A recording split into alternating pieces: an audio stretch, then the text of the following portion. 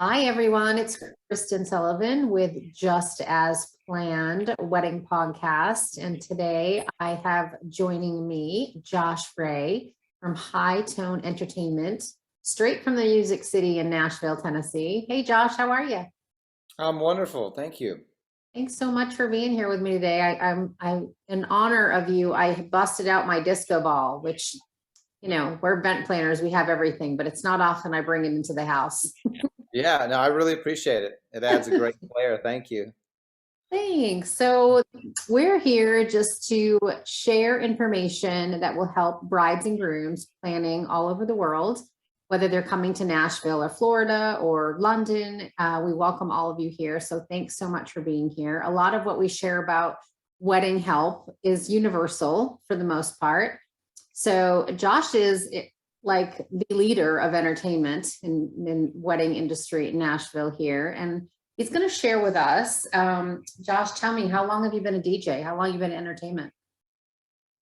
The company, we turned 10 years old in June of 2021. So I was a professional musician before I started the company. And actually, my personal wedding was a springboard for the company. And so June of 2011, it started, and we just celebrated 10 years. Oh, congratulations. That's awesome. I Mhm. hope that your springboard was because everything went right and you loved it so much, or was it the opposite? It was a whirlwind of both, but it was all great. At the end of it, it was amazing. Yeah. That's so great because my story is that I became a planner because my wedding did not go so great. And I vowed to never let that happen to another destination client. So I'm glad to hear that wasn't your experience. I love it. I love it. Yeah. That's Awesome. So if you had kind of your top three things that you share with clients or want to share with anyone about their entertainment and how to prep for their wedding, it's such an important part. It obviously we all know it makes or breaks kind of an event. hmm from the entertainment side of things. Yes, from Um, your perspective, what would you tell people is the top three? yeah. Well, I guess really to start off with is decide whether you're like what is your entertainment going to be? Is it going to be band, DJ, or whatnot? Um, and do your research and look into someone or a band or a DJ that's going to really kind of fit your needs. Um, and don't and then don't settle, because this is your special day, so you really want to really the entertainment can make or break the wedding. It really, really can. um, so I would say just put it as important as the photographer, and really do your due diligence to also do your research with that. Now, as far as how it goes from preparations and things like that, what's going to make an ultimate difference. Well, first of all, I want to say a few things that I did write down on tips for brides on their wedding day, grooms on their wedding day, is there's so much happening. And this is a little deviates a little bit off of just entertainment, but I always like to throw this out there. But they need to make sure they just enjoy the moments, like enjoy that time. There's so much that happens, and it happens so fast. Just make sure that you pause for as much as you can here and there. Enjoy it. Enjoy those people. Really take that in, because at the end of the night, when I get hugs and we're talking and stuff, they're like, we wanted to stay longer. Everything went by so fast. Like, so that's just one thing I want to, throw in with that. Um, Something that's also going to make a difference, and not just from like an entertainment standpoint, but to really go with the flow, because nothing is perfect. I know we all want that perfect day, and it's just if little things happen when you get 100 and 150 and 200 people all coming to the same place. There are things that just kind of happen here and there. Just go with the flow on it. All right. But I know I'm kind of going through many points here, but preparation before the wedding. Now, what I feel is really important from a DJ perspective is I want to make sure that we review the details and the important specifics of music and things before the wedding. Now, I'm talking about everything from, your introductions, how you would like to be introduced, to what song are you coming into, what how do we pronounce this person's name in the bridal party. Tell me about this little note here that you have that's important to you on this little this thing you're doing. I think that's all very, very important, but to not just do it via email. Like, part of our policy is before every single wedding, we have a 10 to 15 minute review call with every client, and we take the coordinator's timeline and we literally go down the list. We make sure that timing is correct, that the time slots and everything are correct, that the music is correct, and then we ask little details on our part, as far as, hey, your first dance song is 4 minutes long. All right, we may need to cut that at the 2.5 minute mark. All right. And then further on that note, you may have somebody that says, we just want, look, we're not dancers. We want to get out of there as soon as we can. So 45 seconds and you dial it down. And then I may kind of negotiate with them a little bit, because you want to make sure the photographer has enough time to get those important shots and those different angles and things that they need. All in all, from our perspective, as far as, the preparations is really what I'm honing in on here, because it's like the things like, well, it's not a problem until it's too late, or mispronouncing somebody's name or something. It's not an issue until you do it. And so it's a peace of mind for the client. It's a peace of mind for us, knowing that we're getting things right. But I feel that those preparation beforehand, and then just double checking all the details, make a big difference in the go and the flow, and just like everybody being on the same page on the wedding. Okay. So true. So true. That was like 8 different bullet points. I mean, I know I kind of around, but it's just kind of what I was thinking there. So No, it's perfect. It's perfect. We love it because, it starts flowing and then it starts coming out, and it's all great information. I know you and I, just a side note, had a little wedding together, and we had a weather challenge, a very last minute weather challenge, which is probably the one thing we cannot control, which is really frustrating as a planner to not be able to control everything. But Josh, you were amazing. Like, literally picked up and moved inside in like 5 minutes, I think it was. It was all quite a blur to me, but that's just something else that's so important for people to understand, that, we're all a team working together, and there are things that are going to happen. We don't want you to have to worry about them. We don't want you to have to stress out about them. That's why we always have such a great team in place. And so pick your people right, like exactly what you said. Do your research, make sure that you're working with professionals, make sure that your DJ or your entertainment knows the venue, right? Like, you probably, I'm sure, do your research on your venue as well before you even show up there. But what if there isn't power where you're going? Things like that. So I think it's just important to let brides and grooms know that are watching that we are doing all of those details behind the scenes for you. It's not just showing up and having a party, which everyone thinks, yes, we love our jobs, but there's a lot that goes into them. Yeah, and that's where we come in. People will downplay if they're like, we just want music. We'll get our friend to do the iPod or something like that. And I always tell them, like, it's not going to go like you think it's going to go.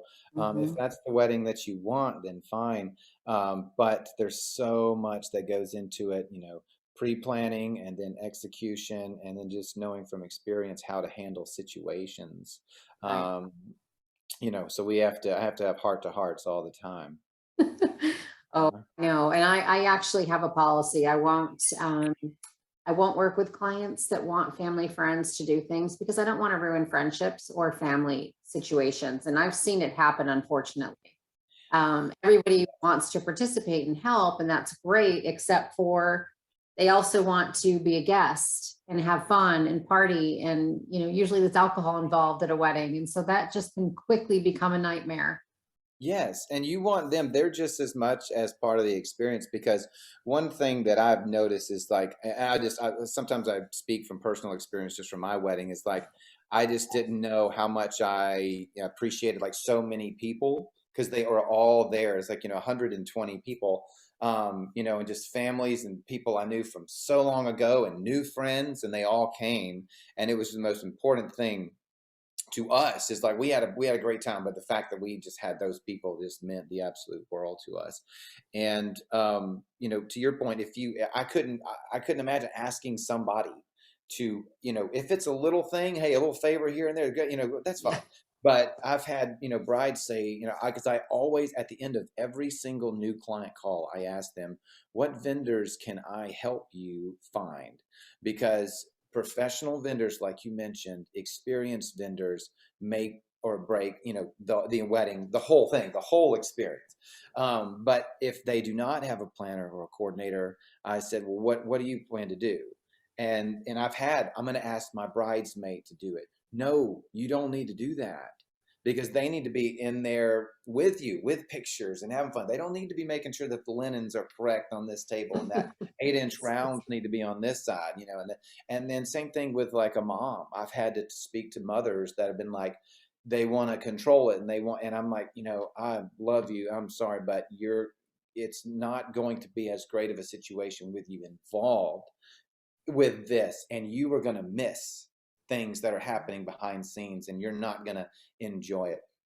And then the bride wants her mom there, and that friend, that's why it's so important to have a planner, a coordinator that's going to make sure that everybody's doing what they're supposed to doing. That's problem solving. That's just making sure that things are going to go how they're supposed to go. And then so that, the bride, they can just, they're out there having their fun. That's great. Yeah. And that's what you want. So true. Thank you for saying that. It's true. And I always try to tell everyone, if a full planner is not for you, or perhaps it's not in your budget, at least do yourself the favor of getting yourself a day of, because right. you will blink and it's over. And Mhm. the last thing you want to be doing is running around, worrying about linens, flowers, anything. You don't want to worry about anything. You want to show up, have your hair and makeup done, look amazing, feel amazing, dance, eat, and remember every second of it. And if you're worried about running around places, you're not going to do that. So it's so Yeah. And I tell brides, I'm like, on that day, you just need to enjoy yourself, look pretty, and take instructions. Meaning that you've hired somebody, coordinator, planner, that's got it in check, timeline, and you have a photographer that knows what they need to be doing and what shots they need to get. And then all of a sudden, the bride is just taking instructions. The groom is taking instructions. Hey, we're moving on to this right now. We need to get this done. We're doing this shot. We have dad over here. This needs to happen, and that's really, the majority of the time, that's what's up. You take instructions and enjoy yourself and enjoy them, And it's true. And we're all behind the scenes saying, okay, this is the song you're getting ready to cue up, and this is where the photographer is going to be standing. And so it is just a lot of moving parts. And the last thing you want to do is be the one having to coordinate that and looking or feeling stressed out. So Yeah, very let's true. talk about how to create like and complete dance floor playlist. Like I always love this, because it's never better to look out on a dance floor, full dance floor, and see the bride and groom surrounded by family and friends and dancing and having fun. And that could be a challenge because, as we know, weddings differently obviously have different age groups from 10 to 100 sometimes. How does Right. Yeah. Yeah. So yeah, most definitely. As far, I mean, I don't know. I mean, a lot of different DJs, approach it. DJs approach it differently.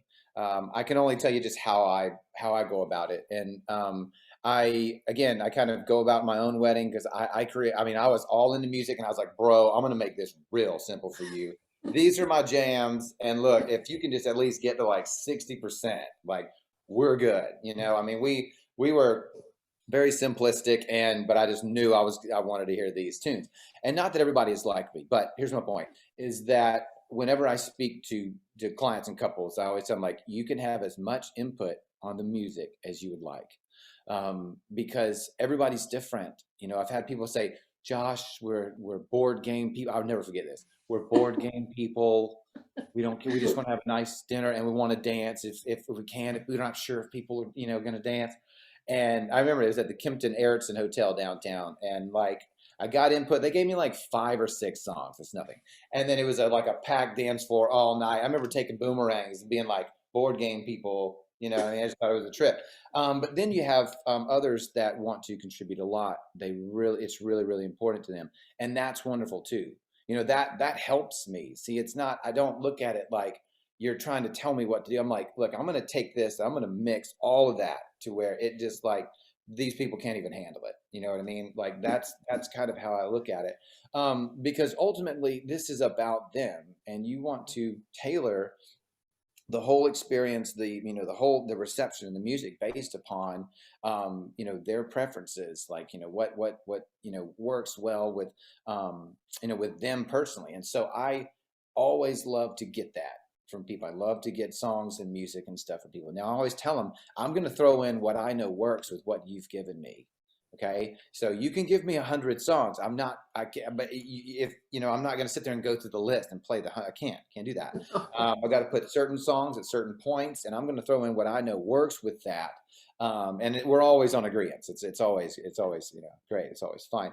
But I think that to keep a full dance floor, I think that is a very, very big and important component, because you are adding value to your clients specifically by tailoring that song list to them. Okay. Yeah. I think that's a customer service thing also. I think that's getting from there. Now, as far as like keeping it going, when we open up the dance floor, my thought process is how to get like any and all ages on the dance floor first, to break the ice, to warm everybody up. Okay, so if it's let's just say that we start with something upbeat, we're gonna bring everybody out. I try to possibly do something a little bit old school, so that it appeals to older, because younger people are usually ready to go, but it's like maybe an older crowd. You know what I mean? That like if you threw on Cardi B first, they're not going to go out. It's well, hold up, they don't know what that is.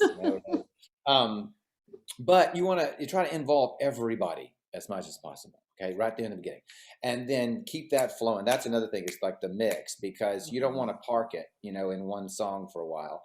Nor do you want to like get on the mic. This is one thing I speak with clients all the time. They're like, "Are you gonna like be talking? Like, how does it go?" I'm like, "No, I don't have enough time to like put on a song and then talk about it. I'm mixing song to song to song to song. If we switch genres, or if it's a big change from a tempo perspective, I may mention it. So it's just not like just like a cold stone hit, that it's like way upbeat to way slow. But by having everybody involved in the beginning, you have everybody there, and then as you go through the night, you may want to get more contemporary. Now, that's not saying that you can't throw in some JT, some Bruno Mars, and all that stuff early, okay? Because that very much mixes very well with some of the old funk stuff and a lot of the groove thing, and everybody can handle that. That's great. But once you like get on in through the night, you want it to kind of crescendo and get more and more like in with energy, and just so that you can keep people there. But as the night goes on, usually the older crowd may kind of chill out just a little bit. So then you can get into more your rap, ghetto, fabulous type stuff, and it all like works its way out naturally. Okay, if that makes any sense. Absolutely. Yeah, and I think you mentioned, we talked about like there are ebbs and flows of dance floors. Actually, let me back up 1 second. Is when it comes to how I operate also, like while people are going, is that you want to encourage dancing, you know what I mean, and use the music primarily rather than trying to enforce it. Because if you I love that. enforce I like people that. out there, they're gonna be turned off. Like, the music's good, but this guy's kind of awkward. You know what I mean? So you don't want that. But every wedding, the dance floor it has like an ebb and flow. People take a break, they get hot, they want to get a drink, they want to just sit down for a second, and that's great. So some things to do that I do to try to keep it consistent is, if it starts to kind of lull a little bit, you want to throw in like maybe one of the interactive dances that we have. So it's like if they chose like, the wobble, Cupid shuffle, the get up, that's great. Also, maybe throw one of those on there because that'll bring some people back out. Now, I don't do a power hour of any kind of line dances or interactive dances or anything like that. I think Thank that is you. overkill. I use them tactfully. I use Yeah. interactive dances tactfully because I only want it to use it to bring people kind of back out, and just kind of mix it up a little bit. But I usually never do two interactive dances back to back. I kind of space them out and use them. And then also you can always throw in a slow dance, and that will also, just okay, just go with the flow on it. All right, hey, we're gonna do a slow one. You haven't done a slow one yet. Brings couples back out. There we go. And then right after that, like don't even let the song end, and then floor it. You know what I mean? You catch them out there, and there they go. And like you're already out there, you might as well stay put. I always say that. And then yeah, so it's like a slow dance, and then sometimes what happens is people get into dance circles with no one dancing. So if that happens, I'm like, we've done about 4 songs now, and you got this circle thing. It's like it's not working. Just close it. Everybody, just come on in, bring it on in. It's So, so true. but it happens. It Yeah. happens. It just happened actually. I wasn't at a wedding, but I was at a party, and that's exactly what happened. Everyone just forms a circle. And then for like, a minute, people switch off and go in the middle. I'm like, I'm not one of those middle people, but I'm like, why? Why are we forming a circle?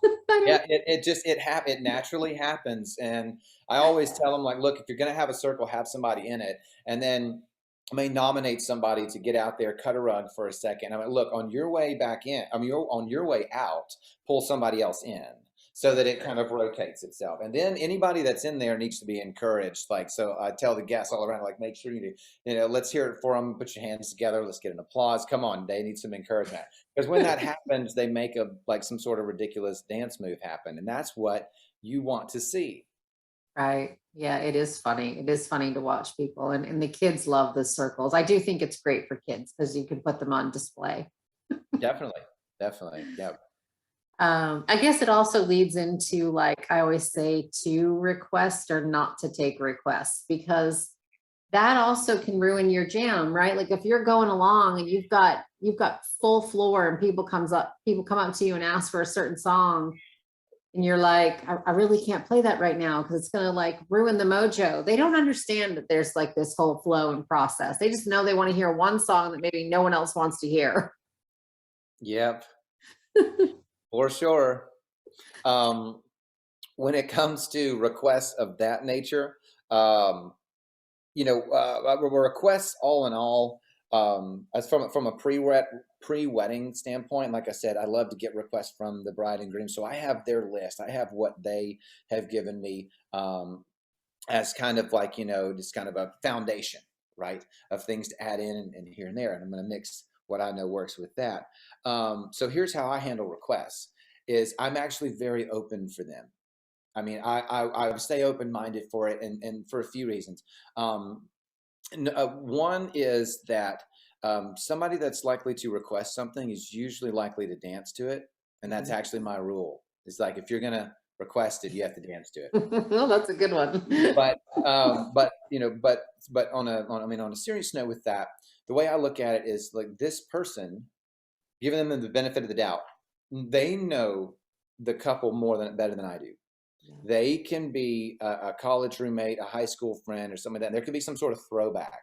But see, here's the caveat. It's got to mix and work well with that request list, that input that I got from the bride and groom. It has to mix well. I have to like look at that and determine whether that's going to mix well with the list. But then here's another thing. What's going on right at that moment? Because if it's a slow one, and we just had a slow one or something like that, or it's just like ratchet ghetto rap. Like, look, I love it, but it's gotta happen later. It's gotta happen later.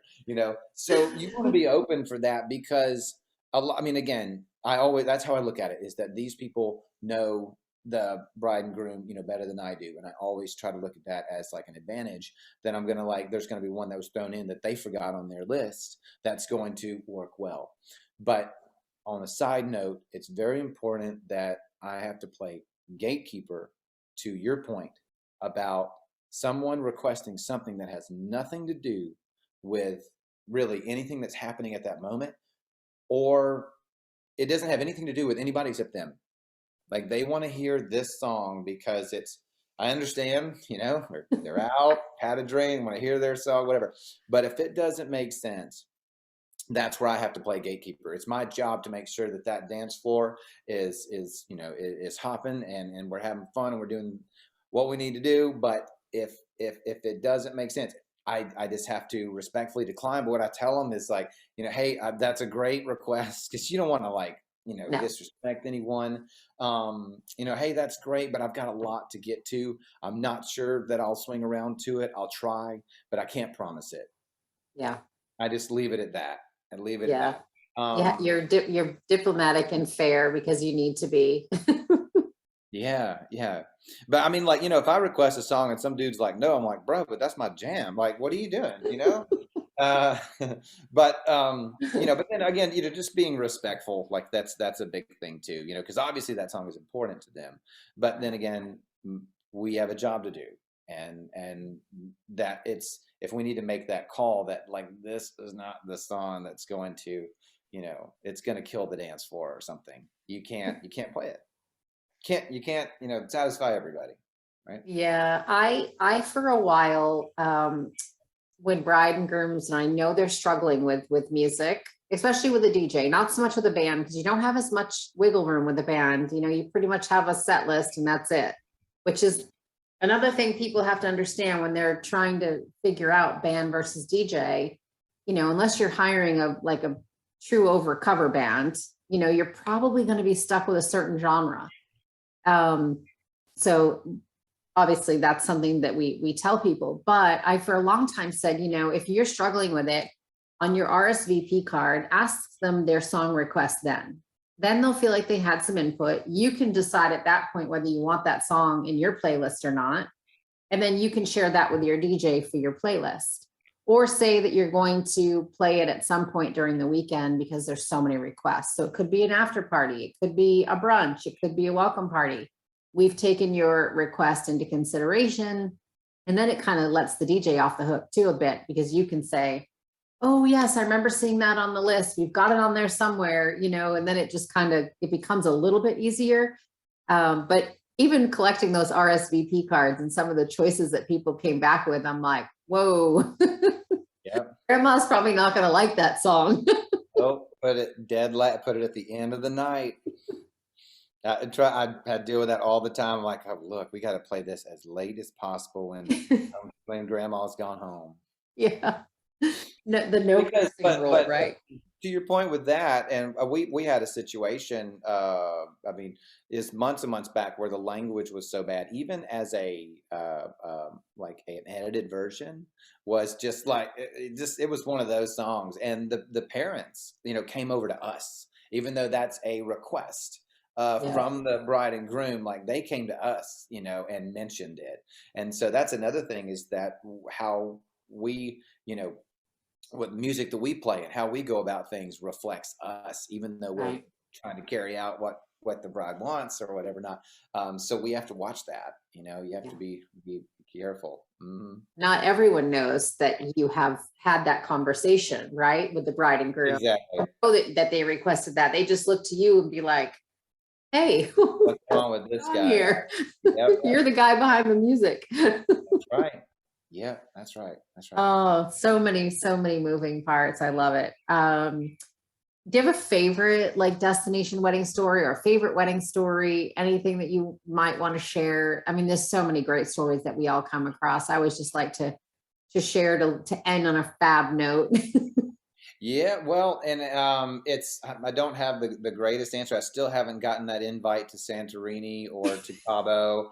I think one of my favorites was, as far as from a destination perspective, I played, like I said, I used to be a musician before I started this company, and I played guitar, and I got invited by our friends to go down to St. Thomas and in the Virgin Islands, and it was like this rooftop thing. I was like, gosh, this is what I got to get into right here.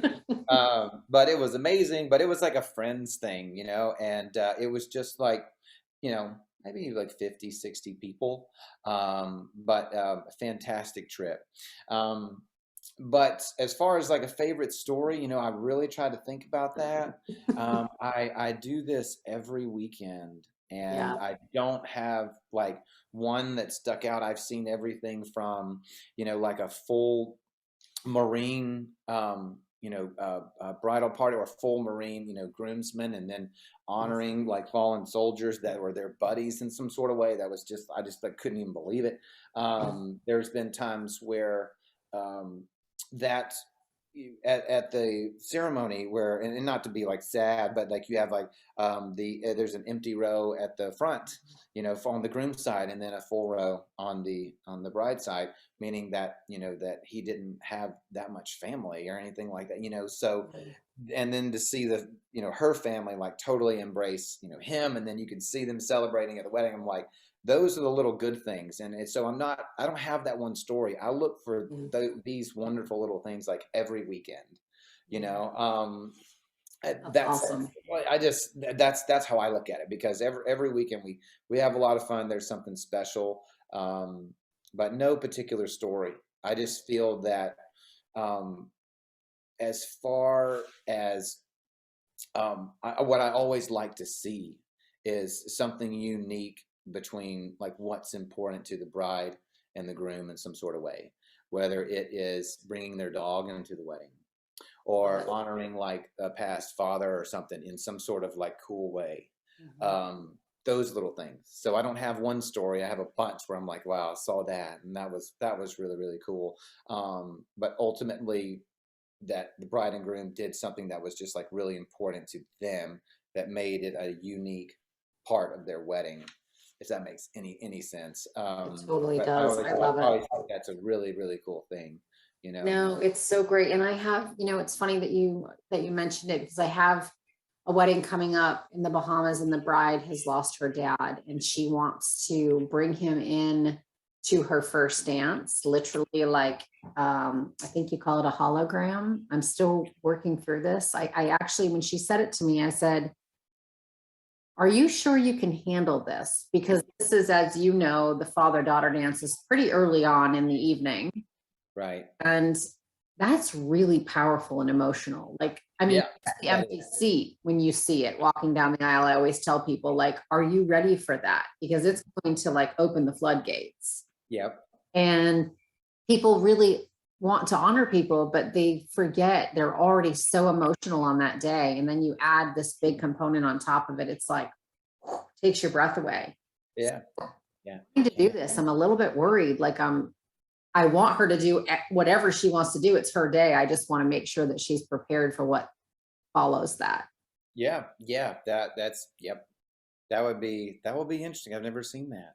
I Yeah. haven't either. I said, well, I've seen it in Vegas, and I've seen it on the music boards, but I've never done it. But if you're ready for it, let's figure it out, And so it is cool, but it is so special when people want to honor people. And obviously music plays a big part of that.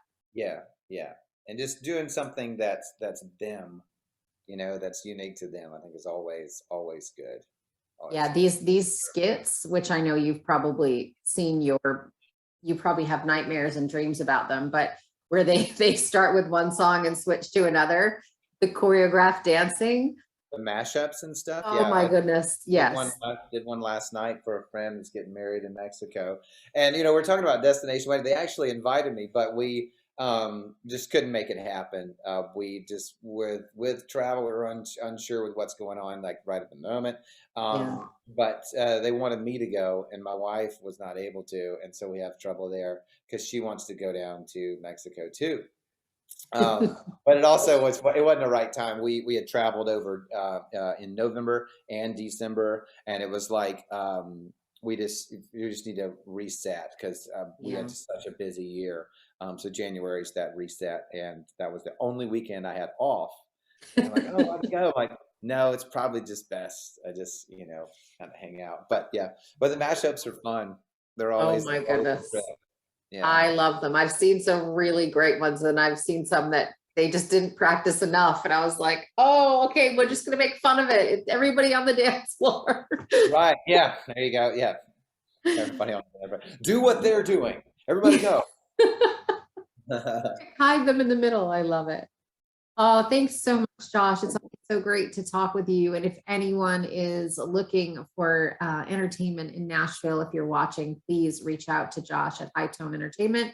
You're going to find all of his contact information to follow. And or if you want to take me to Mexico with you, give him enough notice and he'll pack his bags. I will. Definitely. So thanks so much. We obviously here want to make sure that your wedding goes just as planned. And if you have any questions, feel free to reach out to us at Swivel Group Events, the Bridal Retreat, Bel Air Mansion, or Just as Planned. We're happy to help you in any way we can. So thanks so much. Have a great day, Josh. Thank you. Appreciate it. Thanks for having me. Okay, take care. Bye-bye.